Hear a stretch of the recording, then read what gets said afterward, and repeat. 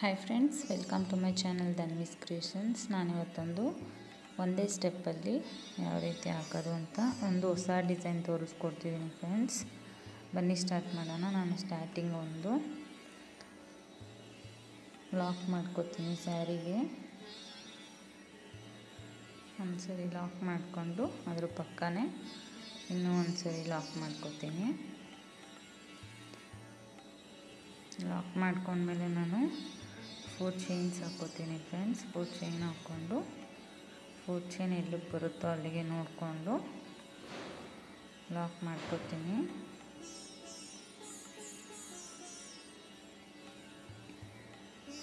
ಎಲ್ಲಿಗೆ ಬರುತ್ತೋ ಅಲ್ಲಿಗೆ ನೋಡ್ಕೊಂಡು ಲಾಕ್ ಮಾಡ್ಕೊಂಡ್ಮೇಲೆ ನಾನು ಮತ್ತೆ ಅದ್ರ ಪಕ್ಕ ಇನ್ನೂ ಒಂದು ಸರಿ ಲಾಕ್ ಮಾಡ್ಕೋತೀನಿ ಫ್ರೆಂಡ್ಸ್. ನಾನು ಪ್ರತಿ ಸಲ ಲಾಕ್ ಮಾಡಿದಾಗೂ ಲಾಕ್ ಪಕ್ಕ ಇನ್ನೂ ಒಂದು ಲಾಕ್ ಮಾಡ್ಕೋತೀನಿ, ಅಥವಾ ಸಿಂಗಲ್ ಕ್ರೋಶೆ ಆದರೂ ಕರೀತಾರೆ.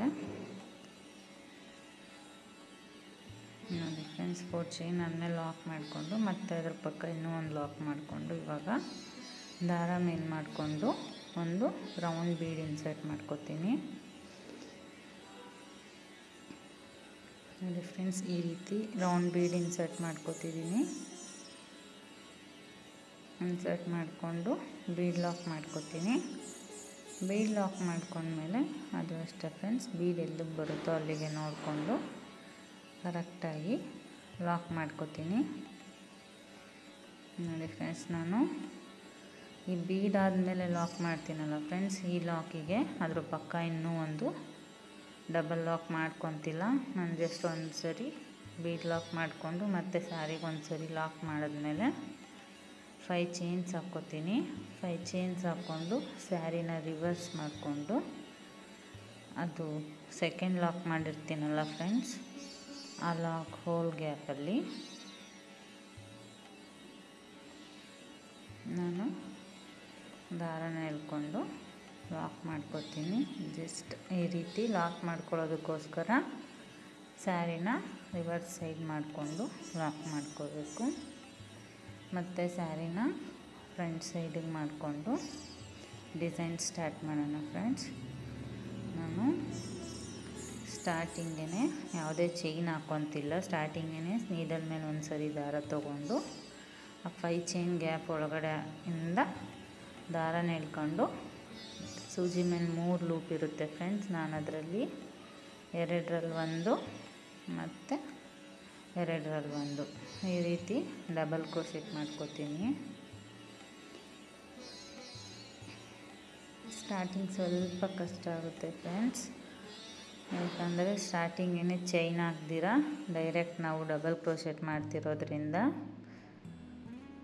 ಸೊ ನೋಡಿಕೊಂಡು ಸ್ವಲ್ಪ ಥ್ರೆಡ್ನ ಲೂಸ್ ಬಿಟ್ಟು, ಅಂದರೆ ಜಾಸ್ತಿ ಲೂಸ್ ಬಿಡಬೇಡಿ ಫ್ರೆಂಡ್ಸ್, ಡಿಸೈನ್ ತುಂಬ ಲೂಸಾಗಿದ್ದರೆ ಚೆನ್ನಾಗಿ ಕಾಣಲ್ಲ. ಸೊ ನೋಡಿಕೊಂಡು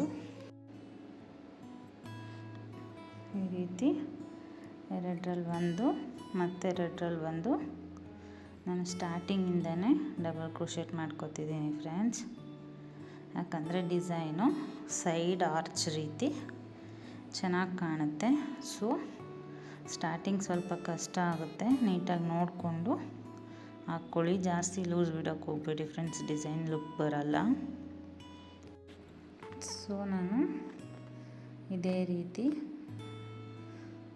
ಡಬಲ್ ಕ್ರೋಶೆಟ್ ಮಾಡ್ಕೊಂಡು ಹೋಗ್ತಿದ್ದೀನಿ ಫ್ರೆಂಡ್ಸ್. ನೋಡ್ಬೋದು ನಾನು ಯಾವ ರೀತಿ ಮಾಡ್ತಿದ್ದೀನಿ ಅಂತ. ಸೂಜಿ ಮೇಲೆ ಒಂದು ಸರಿ ದಾರ ತೊಗೊತೀನಿ, ಮತ್ತು 5 ಚೈನ್ ಗ್ಯಾಪ್ ಒಳಗಿಂದ ದಾರನ ಎಳ್ಕೊಂಡು ಸೂಜಿ ಮೇಲೆ 3 ಲೂಪ್ ಬರುತ್ತೆ.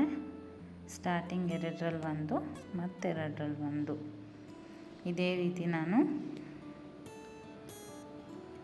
ಒಂದು ಆರ್ಚಿಗೆ ಟೋಟಲ್ಲು 5 ಚೈನ್ ಗ್ಯಾಪ್ ಒಳಗಡೆ 13 ಡಬಲ್ ಕ್ರೋಶೆಟ್ ಮಾಡ್ಕೋತೀನಿ ಫ್ರೆಂಡ್ಸ್.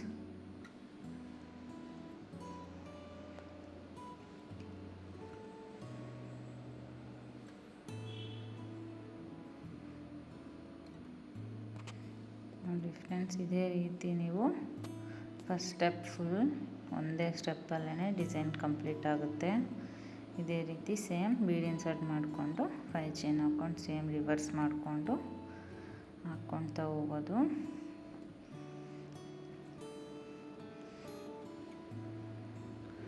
ಮತ್ತೆ ಹೇಳ್ತಿದ್ದೀನಿ ಫ್ರೆಂಡ್ಸ್, ಒಂದು ಆರ್ಚಿಗೆ ಟೋಟಲ್ಲು 13 ಡಬಲ್ ಕ್ರೋಶೆಟ್ ಬರುತ್ತೆ.